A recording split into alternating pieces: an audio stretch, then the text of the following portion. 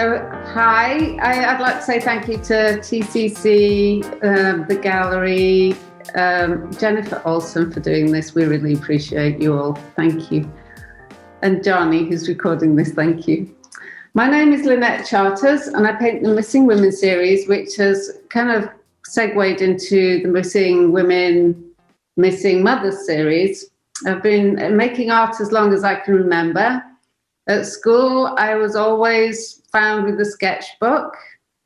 I went to Bradford College to do my foundation in art, and it was the same college that David Hockney and Andy Goldsworthy went to, so I was very lucky.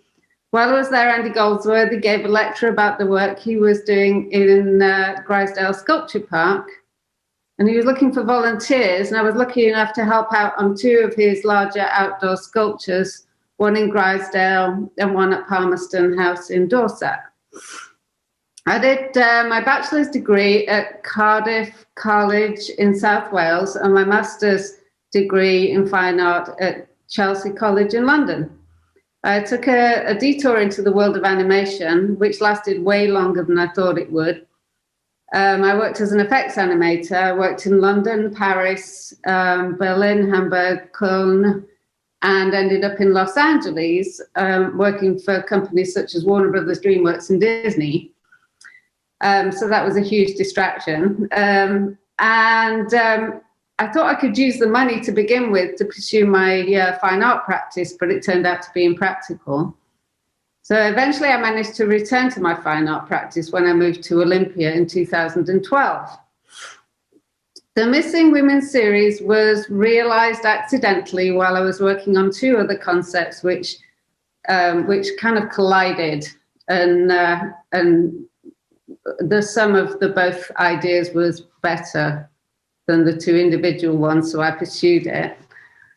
I've always found it very interesting that humans are able to edit and block from our minds when either our attention is directed or we direct attention elsewhere because something is deemed unimportant, and it makes us feel uncomfortable. And our ability to do this I've always found very interesting. We don't see our privilege unless we make great efforts or are forced to see it. And this gap in perception I find very fascinating. When I realized the Missing Women series, it kind of tapped into something I've always been fascinated with. I grew up in a family with two brothers. My parents made sure I had everything they had, and expected us all to go to college. I went to an all-girls high school where I was expected to succeed. And throughout my education, I was expected to do equally well by my educators and fellow students. It was when I started working that I noticed that this playing field was rigged differently for women, and this became very much more obvious when I had a family. This one is from the Missing Women, Missing Mothers series by Byzantine Muse and Child. I painted this because during the pandemic, the lack of affordable childcare that women have access to became very apparent. It's still very much underreported in the media, but a huge amount of our population is struggling with this problem. There's the candy wrapper coins kind of indicate how little women are paid, especially our BIPOC women are paid much less than white women. So in the original painting, Byzantine painting, they were kind of emblems, but I stuck the candy wrappers on there to represent how little women are paid in general, but more so with BIPOC women. I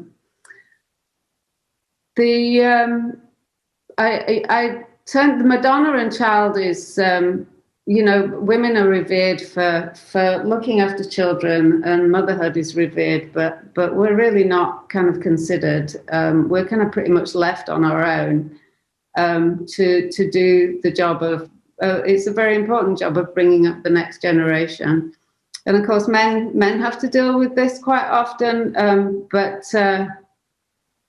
the caregiving is generally, the burden is disproportionately placed on women in our society. And this one is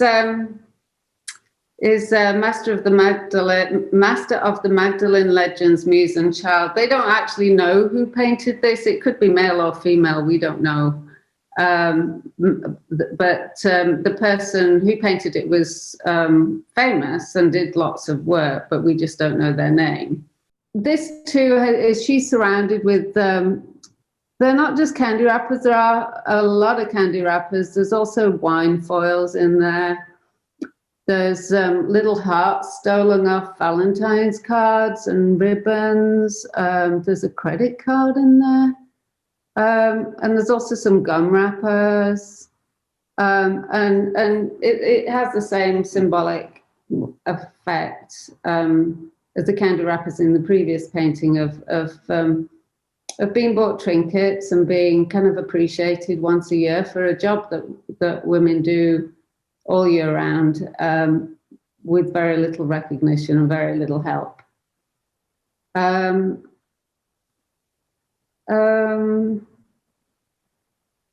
The hopes I have for this series is I'm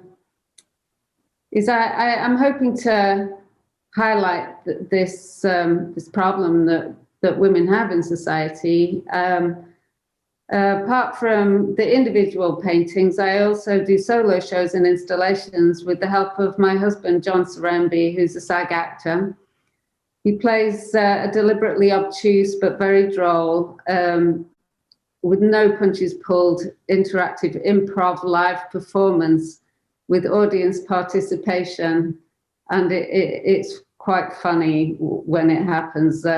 It's like he demonstrates the blind spot that we have in society when people look around art galleries and look at art history, and they don't see how few women there are in recorded history. And it's the same problem women have in terms of, unless we're being observed, unless our bodies are being observed and we're being viewed from a male point of view, our accomplishments are unappreciated unless they're within the realm of domesticity. So he's deliberately following down that path of,